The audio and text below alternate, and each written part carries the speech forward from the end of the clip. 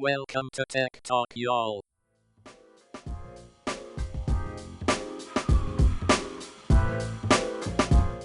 Hello, and welcome to Tech Talk, y'all. Episode 371. I'm Sanjay Park, and I'm joined with a special guest.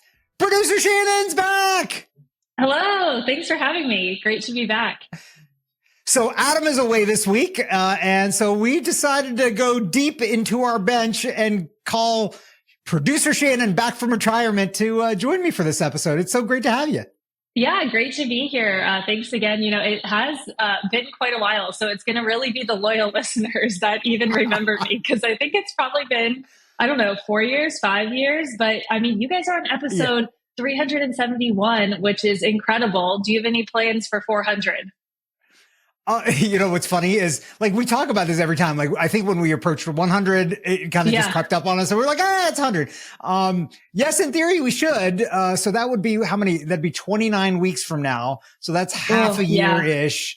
Yeah, we're totally going to forget by then. So, definitely. Yeah. I mean, that'll be like August, September timeframe, something like that. So we'll be at like episode 398 and be like, 400's coming. We should do something. And then we'll forget again. So yeah, absolutely. Not. But tell us, for the OG listeners, Shannon, what have you been up to?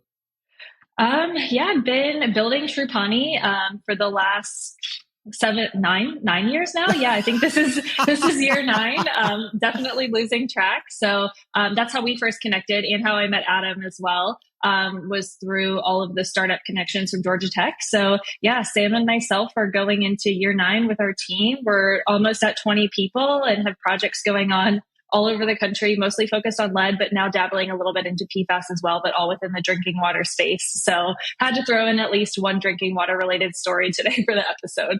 Yep. We'll hit that in a little bit. So appreciate you trying to keep our drinking water safe out there, but let's get into the stories. First up, Apple shareholders vote to keep its diversity policies. I know you are an Apple user, right? You use Apple products? Yes, I do. Mac, iPhone, all of the things. Yeah. So I'm not an Apple user, but I think this is a good thing. What's interesting though, I think, is some people are like, propping this up like, see, look, Apple's doing all the right things and everything. And I'm like, this is not really Apple. This is the shareholders of Apple that have fought this off. What do you think about that? And like, have you seen things like this happening in kind of the world that you live in? Yeah, it's definitely, I work for a really small company, but a lot of my friends work for, the Googles, the Johnson and Johnsons, the big companies of the world. So I think they've been kind of a little bit more tapped into the conversation, and then that's trickled down a little bit in our conversation. So, I thought it was interesting how staggering the vote was by shareholders. So it seems like, everybody really wanted to kind of uphold this, kind of the overwhelming majority there. But, it's definitely, just been a topic of conversation for all of these large companies, and a lot of the employees sometimes disagreeing with maybe the direction the company is taking. So, I think I don't necessarily want to say good job to Apple for this, because it just kind of, is what it is a little bit, I think. Yeah. I mean, I think, my politics shines through every now and again on this podcast, but look, as a country, America is great because of the diversity and the different ideas and thoughts that come into this country and help us build up a kind of different ways of doing things and different ways of solving problems. I think this is good for Apple because they're going to continue down this path and bring in those different ideas. I mean, their original old model was think different, right? So, I think to think different, you've got to have people that are different.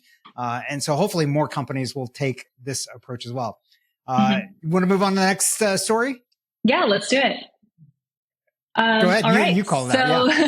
So, so this story, makes me wish that Adam was on the show today, because it's all about WordPress, which is his, at least some of his expertise. I know he's got a lot of expertise, but Automatic's nuclear war over WordPress access sparks potential class action.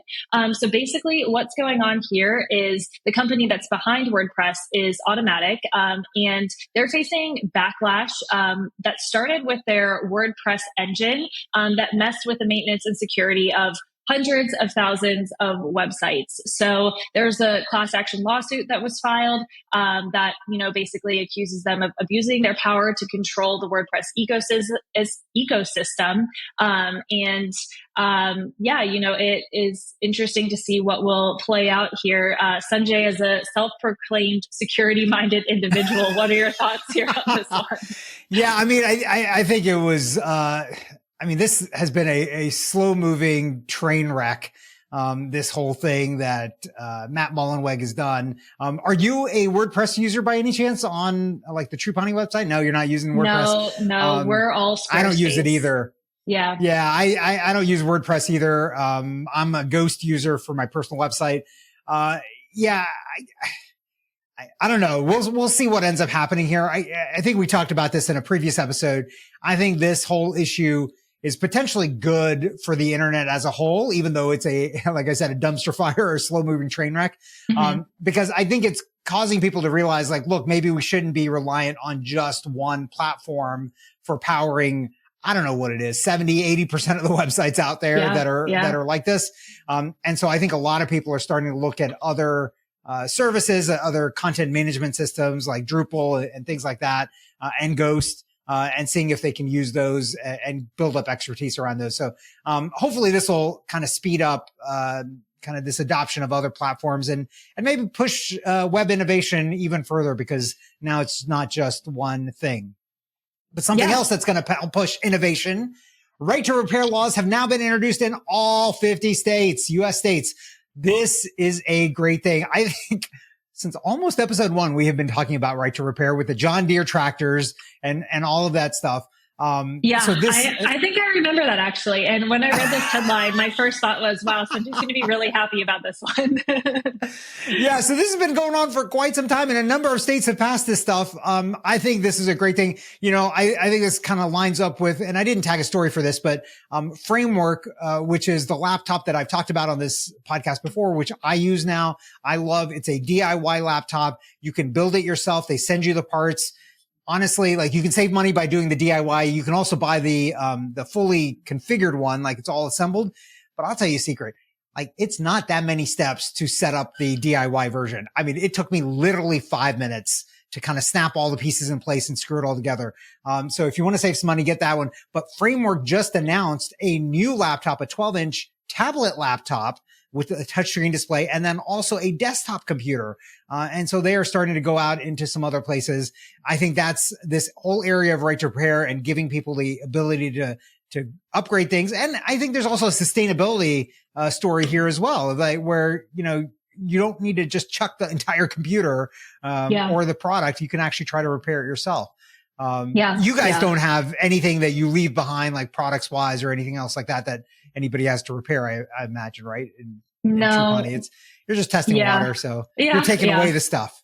Yeah, I mean, our biggest, environmental waste is just all of the plastic bottles that we have to use to collect the samples, which, is definitely a bummer, but I think somewhat unavoidable. But yeah, no, this is really cool, just like the frame that the lens that you kind of are looking at it in terms of the, environmental side of it too, of being able to, continue to use something and not just be in the situation where, something breaks and, it's going in a landfill somewhere. So so that's awesome. Maybe there's an option for Trupani to switch over to glass bottles, and then, but then you got the weight and the safety and all that kind of stuff. I don't know. And it's all they have to be pre-cleaned and certified and all of this. So yeah.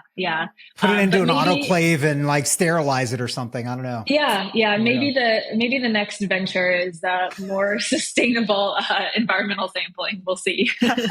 There you go. Go ahead with the next one. Don't have a great transition to this story, but Signal will withdraw from Sweden if encryption busting laws take effect. So the Signal CEO has said that their company is going to withdraw from countries that force messaging providers to allow law enforcement officials to access encrypted user data as Sweden continues to kind of create plans like this to take effect. So, I think that this is in line with everything that Signal stands for, right? Like the whole purpose of Yeah. Signal is to have an app where you can really have secure conversations. I had never used Signal until last October when I went to Japan with a group of college friends. And one of the friends we had, iPhone users, Android users, everything. And so we Yeah. needed some platform to be able to kind of chat, share pictures, everything like that, do planning leading up to the trip. So downloaded Signal, and it's a great app, and something that would be, I'm sure that lots of people do use it for all communications, but I would love to have it, be used for more communications. I think it's an awesome platform. I am happy that you're using it now, but I'm also shocked. You've known me for like 10 years, and like almost one of the early episodes of this podcast, I used to talk about Text Secure, which was the front runner to Signal. That's what Signal became. Back in those days, it was secure SMS messaging. And then now it is kind of shifted and evolved. And it took you this long to become a Signal user. I'm shocked. I'm flabbergasted. I know. Didn't know this, and I didn't hammer you about this. But I think this is an interesting thing. Apple has said that they, I think we talked about the story where they are withdrawing their end-to-end encryption technology from the UK because the UK is forcing this. And instead of building a backdoor, they're just being like, your users are not going to be protected, which I think it's a bad thing for users in the UK. I think it's the right thing for Apple to do, because you can't build a backdoor into encryption. That's not the way it works. If there is a backdoor, then somebody else is going to find it. There is no such thing as a secret encryption backdoor. So, good for Signal. It's hard because it draws this really definitive line of, they have to take a stand and say, and stand up to Sweden, but Sweden's not going to be like, okay, Signal said that they're going to leave, so we're going to change our policies either, So it's hard because, they probably don't have enough power to really make that change, but at the same time, they have to stand firm to what they believe in. So. Yeah, I mean, it's a standoff, obviously, between these two, and it's going to be who blinks first. But, I think the reasoning that they have, and all these governments have, of like, well, we need to find people that are doing bad things. And like, well, people are doing bad things all the time. Like, you don't just invade people's houses thinking that, well, like, in case you're doing something bad, let me come inside and just see everything that you're doing. Like, we would not be okay with that. And so why would we be okay with this as well? The vast majority, like, that's your job as law enforcement. I get it. Like, look, you should be able to find these people that are doing bad things, but, causing other people to not have safety and security, especially in this day and age where there are so many hacks and so many people trying to get our data. Like, I don't know. That just doesn't sit well with me. But something that is sitting well, at least with YouTube, 1 billion people are watching podcasts on YouTube every month. They are now the #1 podcasting solution. I was a little bit shocked by this. I thought for sure it was Spotify. I listen to all my podcasts on Spotify. What do you do, Shannon?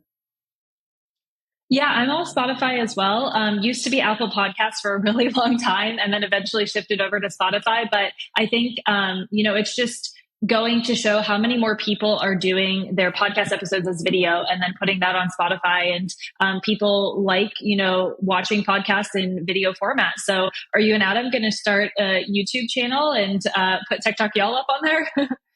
I think we do, actually. I think we've already done that. You're already doing it. We have TikTok videos of some of our stories. Those go out. Nice. And some of the craziest ones, honestly, we've had a couple reach like 100,000 views.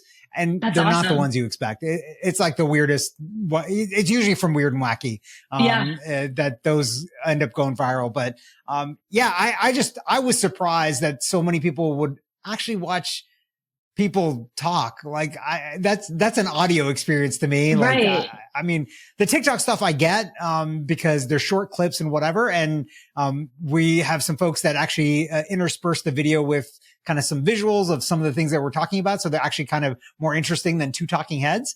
I don't think I would ever leave like a half an hour podcast running on my computer while I'm doing other work, and watch it or listen to it like that. I don't know. That's just weird to me. So obviously it's not that weird. 1 billion people are doing it. So whatever. Yeah, I feel like there has to be something there with the type of podcast that it is too. I think Yeah. ones that film in person, maybe I could see if it's like an in-person interview, maybe watching something like that, but something where it's, more, I'm just trying to get a rundown of, the news stories for the day or something like that. I couldn't see converting Yeah. to watching something like that. So I think maybe there's something there in terms of the types of podcasts and the type of show, but, really interesting data point, and, would be curious to see how this changes the types of podcasts that people are making and how they're going about recording them and things like that. Maybe you need to start one for Trupani and showing like the whole process of going out and do water sampling and stuff like that. That'd be interesting, man. I don't know. Maybe people would watch it. You know what? I have to tell you that sounds like something that is kind of my worst nightmare. anything related to social media or marketing or anything like that. I know it's so important. I know the value of it, but I know my strengths, and that's not one of them. So I guess it's good to know your boundaries. Yeah, never been on TikTok, not on Facebook or Instagram or anything really anymore. So I don't know if that's in my future. Well, speaking of knowing your boundaries, next one. All right. So our next one here is Y Combinator is deleting posts after a startup's demo goes viral. So found this story really, really fascinating. So there was a demo from one of Y Combinator's companies, Optify AI, that has sparked social media backlash. So Optify is kind of joining what I would say is a trend that I've been seeing, at least, Sanjay, and I'm sure you have been seeing too, of a little bit more monitoring, whether it's a security type of monitoring. This is a little bit of a type of software that's monitoring factories in real time and then letting the factory owners or operators know who is and isn't working. And so what was really interesting about this video that got pulled from social media is that it shows the Optify co-founder acting as the boss of a factory and calling the supervisor about a worker that is not performing up to their standards. The quote that they have here is, "Working all day, you haven't hit your hourly output even once, and you had 11% efficiency. This is really bad." So yeah, not the best look, and I can see why there was some backlash on social media, and then Y Combinator pulled that from their socials. So Sanjay, what are your thoughts there? Totally like 1984, George Orwell, right? Like Big Brother is watching all the time and monitoring what you're doing. Like I'm of two minds. Like, I get it. Like, you're paying these people. Like, I'm sure you see this all the time too. Like, I'll go places and I'll see people that are supposed to be working. Like, you go to the airport and you see people that are supposed to be cleaning and stuff. They're just sitting down the side there on their phone, just flipping away because nobody's monitoring them. Yeah. Right. Like, you're getting paid to do work, but you're goofing off essentially. Yeah. And it's essentially time theft, right? Like, you're getting paid for this time and you're not working. Yeah. If it's your legitimate break, that's fine, but there should probably be a break area that you go to and you clock out and clock in and the whole thing. Mm-hmm. So, but I don't know, this feels a little bit too like Big Brothery to me. Like, would you do this for your employees? Like, monitoring them doing sampling? Like, well, you didn't get enough samples done today. You're kind of slacking. Like, what's going on? No, I certainly don't think we would take it that far, but I understand what you're saying. It's, on the other side of it, when you have team members, it becomes fairly clear, there's 40 hours in the work week. And if the output isn't matching, that time, hey, what's going on there. But right. I think that something like this, it just is so direct and so obvious and kind of Big Brother-like. And I think that's why it kind of caused some of this backlash. So it's probably a little bit not as tasteful as some of the other monitoring that certainly exists out there. But, every company is doing this to some degree in terms of, monitoring employee performance. But it comes down to, can you do this in a way that, doesn't hurt the company culture as well? Because I'm sure that something that's as blatant as this could probably, make this a pretty toxic workplace as well. Yeah, I think you're dead on with that. I think, if you use something like this and use it as opportunities to identify where you need to enhance training, because maybe there's a reason why this person is not able to perform at the same level as somebody else, and understanding why that is, instead of just being like, well, everybody's performing here, you're underperforming. Why is that? Like, I'll tell a quick story. I think I've told this story before on the podcast. Like, when I was in between high school and college, I was a cashier at Winn-Dixie. And they would track how many items per minute you scan on the register. So anytime your register was unlocked was time counting against you. And so what you were trained to do is, like, if you didn't have a customer, you were supposed to lock your register so it would stop counting time. Yeah. And then you would have to unlock it, but you would have to unlock it. It would be like a long series of codes, like your passcode and the whole thing. Quite honestly, I found that irritating. Yeah. And I was like, this is not good customer service. And I'm like, I'm not doing it. Right. So if there was a little bit of a gap, I would just let it be. Now, if I was walking away from the register, I would of course lock it, because, you know, I don't want somebody stealing money from the till. Yeah. I still had a higher rate of scanning of items per minute. But I was still like just under like whatever the standard was that you were supposed to be. Everybody else that continued to lock their tills, they were way below me. I'm like, I don't know what you people are doing. Oh, yeah. You know, I'm focused on the job, and, you know, I'm still chit chatting, you know, like I was still the same as, you know, then as I am now. Like, I chit chat with people. And because of that, like, I would have people that would come to my line instead of other people's lines, even if mine was longer, because they wanted to chit chat with me. Yeah. But I would I move things along, right? Like, that's what I'm there for. And so I think, you know, you got to be careful with what you do, because I think when you do things like that, you create this, perverse incentives to do things that are actually not good for you as a business in terms of what you're trying to accomplish. And people, like I said, people do have different levels of skill, and penalizing them because of that, I don't think is the right thing. I mean, as somebody that's a business owner or a supervisor, it's your job to figure out how to make this person the most effective possible that makes them work for your business. And if they don't, then, you know, there's probably some other place for them that maybe not in your business. And, you know, nothing wrong with them. It just doesn't fit with your business. Like, you know, sometimes it happens. Yeah, 100%. I mean, we've had all of those types of scenarios arise. I mean, I think you actually said this to me at some point, that, you know, sometimes the hardest issues that you face are the people issues, right? It's like, if there's a tech issue, or if there's, you know, some type of problem, you know, it brings people together because you want to solve that problem. But, you know, those people issues are really, really tough, you know, whether, you know, we've had situations where, you know, it just wasn't, you know, the right place for someone, and they'll probably be more successful elsewhere. But then we've also had situations where someone's come into a role, and, you know, we recognize their strengths, but it doesn't align with that role. So we've had to move, you know, have conversations about moving to something different in the company where they can, you know, be really successful with their skills. So, you know, it's a little bit of all of those things. And, you know, this technology, you know, I'm a little bit hesitant on if in the long term it's going to, you know, make businesses more successful, or if in the long term, you know, it's going to divert time and resources from something that could help improve efficiency. Yeah. Talking about another AI story here. Amazon announces AI powered Alexa Plus. So it's $19.99 a month if you're not an Amazon Prime user. It's free if you are an Amazon Prime user. Tell me, Shannon, I don't use Alexa. I don't have one of those doodads. Adam has a ton of them. Do you have any of those doodads?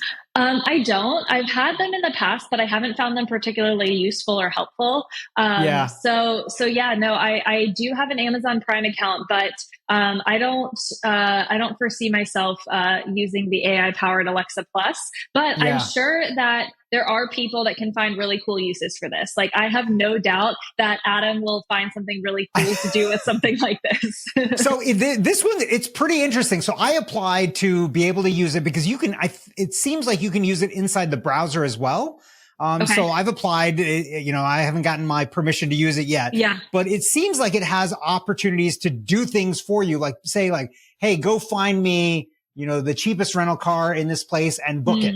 And it has an agent, and it'll go out and do those things, or tell it like, hey, monitor the airfares to this place and let me know when it drops below this, or go ahead and book it whenever it drops below this for me. So there are some interesting things where these things can run in the background. I'm kind of excited about that because I've got a whole setup of like monitoring web pages and things when I want to search things, and, you know, let me know when prices of things have dropped or whatever. Yeah. And so having an AI agent that can do some of those things for me, I don't know that I would want it to like unsupervised just go do things like, Yeah, the I probably conversion wanted, to the booking part is a yeah, little bit intriguing, but I kind of have mixed feelings about that because I'm in the same boat as you. I'm tracking flights on Google Flights. I'm getting emails when the right. price drops. I'm tracking rental car prices. I know I have all these trips coming up for work. And so I'm looking at all of this. And yeah, it would be great because it does take a lot of time to organize all of that travel and book Right. everything and do all of that. But do I trust this to just give this AI free reins to go ahead and do all Yeah. of that and do that part of not just the monitoring, but then doing the booking. But yeah, Right. I'm sure, maybe eventually I'll get there because if it, increases efficiency and frees up that time, in the long run, that's probably something that, Yeah. I would definitely consider. Yeah. I mean, one thing that I would love for this to do that I've always thought about is like rebooking a flight. So if you're Mhm. already on a flight, sometimes after you've booked, the price will drop for that same Yeah. flight Yeah. and you could cancel and rebook that same Yeah. flight and save that money or at I least do get it as a that credit. Do pretty you? frequently. Yeah. Yeah. I Really? do that because I track it in Google Flights. And so then, when it's dropped, I've booked Ah, it, but I still get the emails if the price changes. And so it's right. a little bit like, time dependent too of if it drops by $20, am I going to take the time to log into the Delta website and make the change? Probably not. But I actually did this for my flight to Japan. I saved $400. I booked it and then it dropped 400. And then Wow. I went in and I didn't even have to totally cancel it. I just had to click like change. And then it said like, $400 credit back or whatever. And then I was able to, to get that money back. That's Yeah. awesome. That Yeah. is Yeah. awesome. Okay. So Last yeah, up. maybe you should create that as your as Yeah. one of Cause your I next have nothing else ventures. to do. Might as No, well. yeah. Yeah. Yeah. Yeah. So I actually have two stories here to talk about. One that I added in at the very last second. But before we get to that, I'm Okay. going to talk about. I had to throw a water story in, of course, because all of the news that I read pretty much is all water related. So El Paso Water is doing some really cool things that are a little bit of breaking news in the industry. So they are starting a water reuse project that is going to be the first of its kind with an advanced purification facility. So basically what they're doing is they're taking treated wastewater and putting it directly into the drinking water system. So there's been a lot of conversation in the water Huh. industry about toilet to tap, which has, I think, some strong reactions from people sometimes. But the idea from this is wastewater is treated basically to drinking water standards already. But what people currently do is they put it back into a river or something like that before it's then taken into the drinking water treatment facility and treated again. And so this is cutting down on that to improve environmental efficiencies and go straight from being treated wastewater. It's as good as any other type of drinking water that you'll get and put it right into the drinking water distribution system. So a lot of utilities across the country have been doing research on this for years. Actually, for Atlanta area listeners, which I'm sure you guys have a lot of Atlanta-based folks, Gwinnett Water was doing something pretty similar and has been doing research on this as well, and has some facilities where they're doing research on this. Starting 10 years ago, they were doing this, so it's pretty cool technology, and I'm excited about the potential there. And being able to have a little bit more of environmental efficiency around our drinking water treatment processes. Yeah, that's kind of cool, but it does feel kind of grossish. But if you For really think sure. about it, like the water in the ocean and the rivers, like there's a bunch of animals peeing and pooping in that, like Yeah, all the fish, yeah. all that stuff. Like that's where the water comes from. Like there's no like pristine water source from above. Like that's not a thing. I mean, I guess there is rain, Right, yeah. right? But at some point that rain was in the oceans, and so Yeah, it's and if all you the think same about water, it, all of the sewage right now goes to a treatment facility, and then after it's right? treated, it goes back out into the rivers, and then your drinking water comes from the rivers anyways. So it's just cutting out the Right. middleman there. Yeah. Exactly. You're just cutting out the river there. So there you go. Yeah. Your last story is super fascinating here that you stuck in. I know. What I is can't believe that I forgot to include this. I was going to start off the episode with Happy Planet Parade Day, and I completely forgot. So I had to put it in We'll at end the the end. main part of the episode with that. So happy Planet Parade Day. What is the Planet Parade 2025? How to see all 7 planets on Friday night. What to know. Here's a spoiler though for listeners. This is only in Michigan. It sounds like that you could see all 7, right? Yes. Yeah. So you have to be, Man. well, I don't know. I think that it Is might it everywhere? be more places. Yeah. Let me take a look. Okay, so maybe it's more places.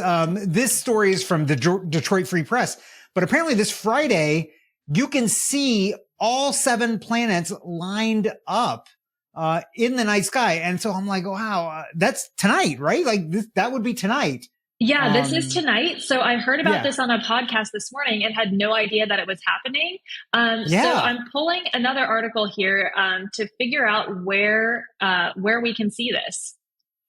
And so apparently the next time that this happens is not too long from now. It's August of 2025. So August of this year. So if you don't have your ducks in a row for tonight, which if you're just hearing about this for the first time, you might not.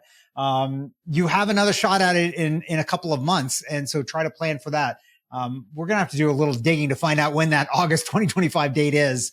Exactly. So that we can let listeners know. Plan ahead a little bit. Yeah. So I think it is everywhere. I kind of want to plan ahead for this and go do this. Like that's kind of neat.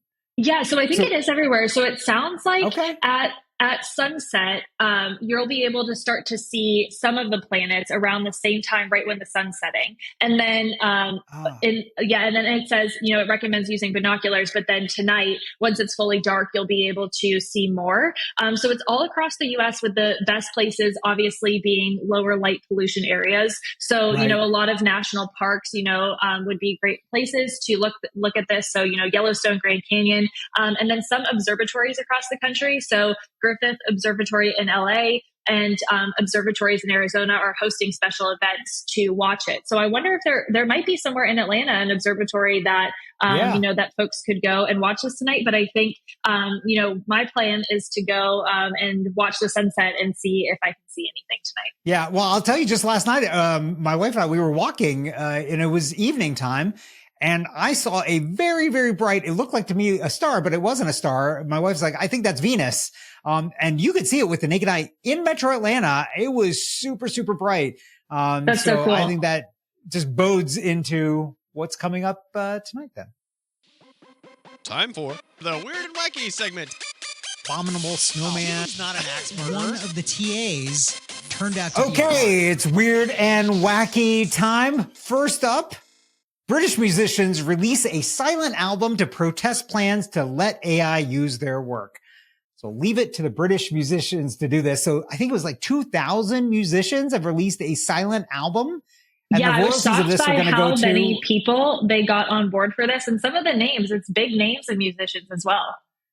Yeah, so they're giving the royalties to this to a fund that helps musicians as well. But yeah, it's a completely silent album. And so the thing they're protesting is in the UK, there's a law that's being passed or going to be passed where musicians like this and content creators have to not opt in. They have to actually opt out of having their content be used by AI, which is not a friendly thing, I think, for somebody making content, right? No. Like, obviously, it's friendly to the AI people because they're like, everybody's data, right? Until you opt out. But for the people actually making the stuff, that's not the right way to do it, I think. What do you think about not this? at all. Yeah, I mean, it definitely should be a opt-in system rather than an opt-out, certainly. I think at first when I was reading this headline, I was a little bit skeptical, is this just a little bit performative? Is this actually going to do anything? But it looks like the British government kind of has responded and, made some statements that they're going to, evaluate this and whatnot. So it'll be curious to see if this actually converts to anything actionable and does make any change. But I think just the number of people that they were able to get to collaborate on this, is certainly, impressive. And we'll be interested to see what happens there. This is like one of those sit-in types of things, right? Like where you just sit, you don't say anything and whatever. That's essentially what they've done. And they've used their medium as a sit-in, which is kind of cool. Yeah, totally. So speaking about, I guess some big celebrity names, Katy Perry has joined Gail King and Jeff Bezos's fiance Lauren Sanchez on a rocket to space. So Blue So Origin, it's planned. They haven't actually gone yet. It's they planned, haven't right? actually Yeah. gone yet. So Blue Origin is going to be doing, a launch, and there's going to be 6 women on board, and it's going to be kind of an interesting group of people. You've got some pop stars, you have some news commentators and hosts on there. So, definitely weird and wacky one, and I think kind of the headline says it all there. Yeah, and this is the first ever all female crewed space flight. That's the other thing that they're hanging their hat on. I suppose if you're going to go, the flight that you want to be on is, if you're going to go on Jeff Bezos's, spaceship, the one that you want to be on is the one that also has his fiance. Cause he's going to be really sure, as long as they don't get into a fight. As long as he likes his fiance. Right. Yeah. Right. Like, that's what I was about to say. As long as they don't get into a fight, like if they get into a fight, like as you're boarding, you might want to be like, you know what? I'm going to sit this one out. No, totally. Yeah. I mean, I think if I'm Gail King, I'm asking Lauren. So, like, how are you and Jeff doing? Have you guys? Has there been any tension lately? Before I'm buckling my seatbelt. Is there a date for the wedding? Like, what's going on there? Like, right. So I have to ask Sanjay, would you go to space? It's a good question. I've always been infatuated with space. Yeah. But man, I got to tell you, I feel like it's just too risky. Yeah. Like, what is there that I need? Like, what value am I providing by going up there? Yeah. Honestly, like the environmental impact and everything. Like, look, I don't discount our space program or anything. I think there's been amazing things that we've discovered about the world and the universe and innovations that have happened because of that. And it's because we've sent really, really smart researchers and scientists up there. Mm-hmm. That's not me. Yeah. I would be going as a looky-loo, to just see stuff. Like if I could be guaranteed 100%, that 100% survival rate. Yeah. 100% survival rate. I'm not going to die. And minimum environmental impact, like not big giant plumes of smoke and stuff. Like I'd probably be the first one in line to go do it because it's just. No, I'm with you on that. Yeah. Right.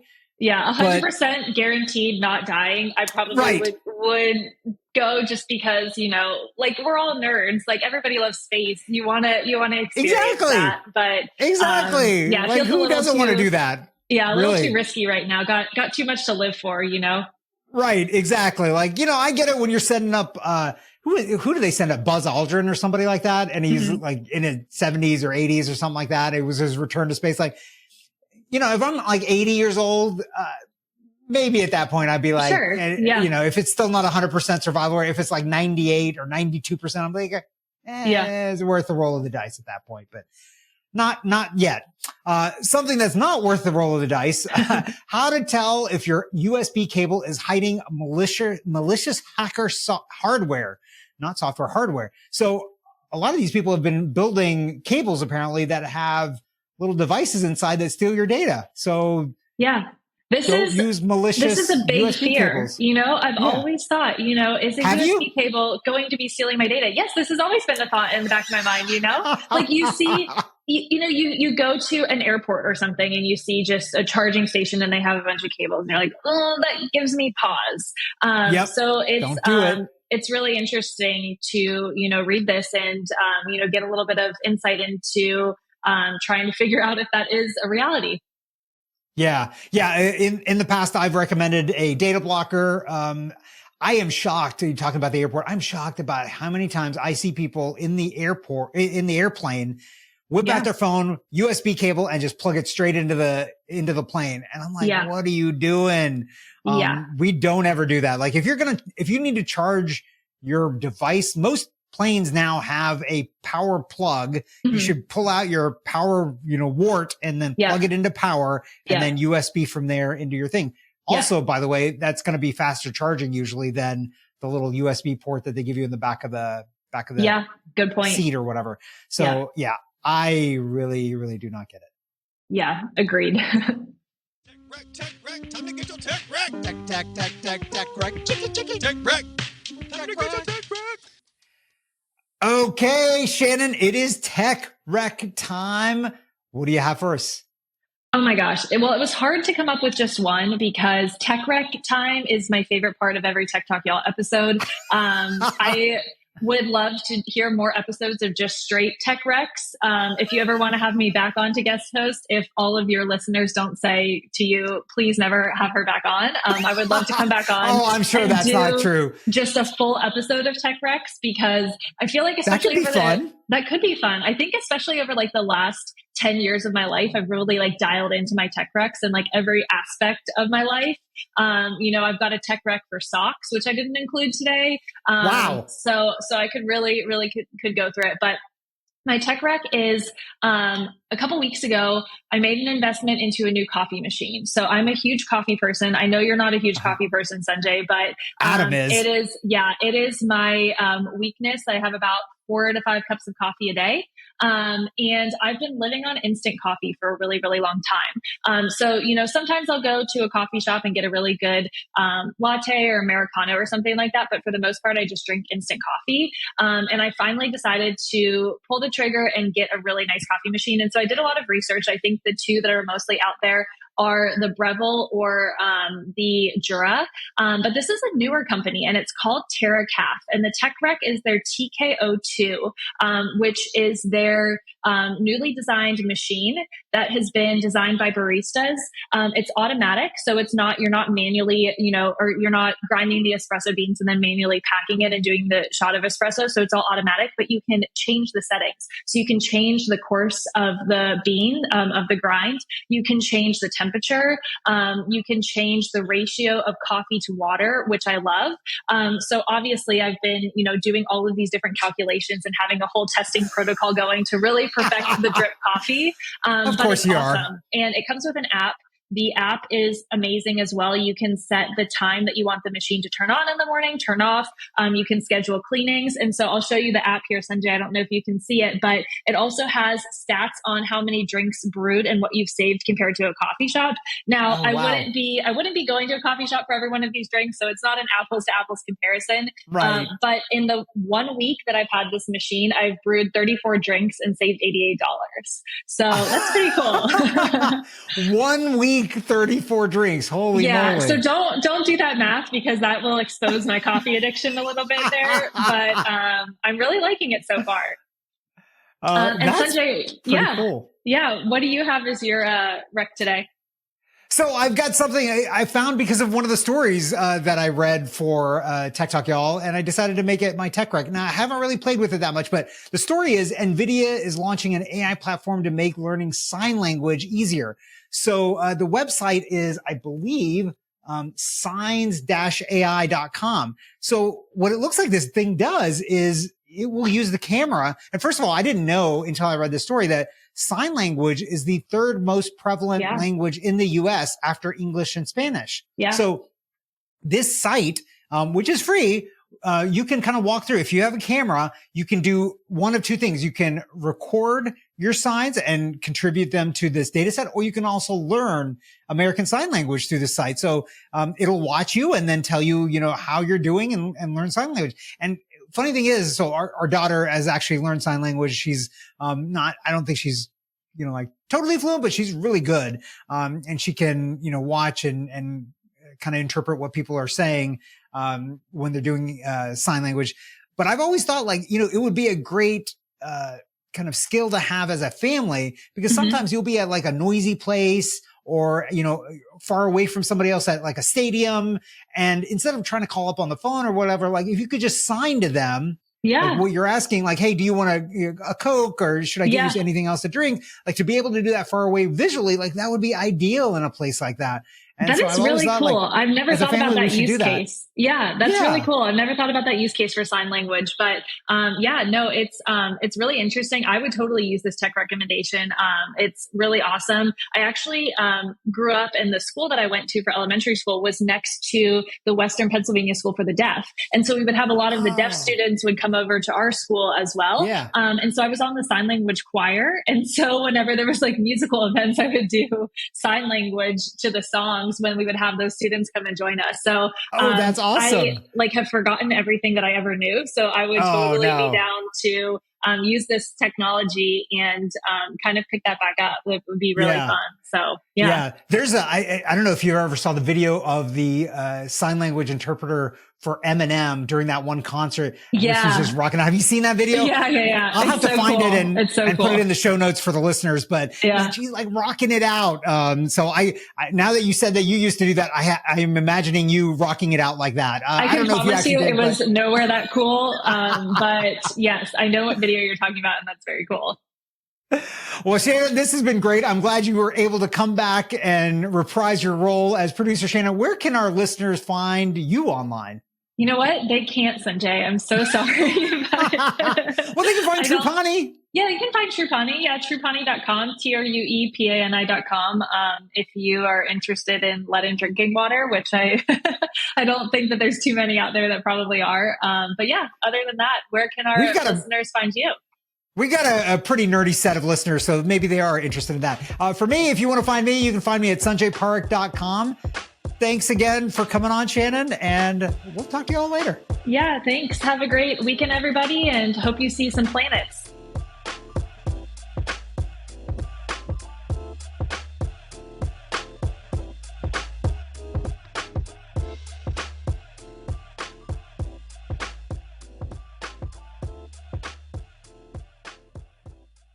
Do, do, do.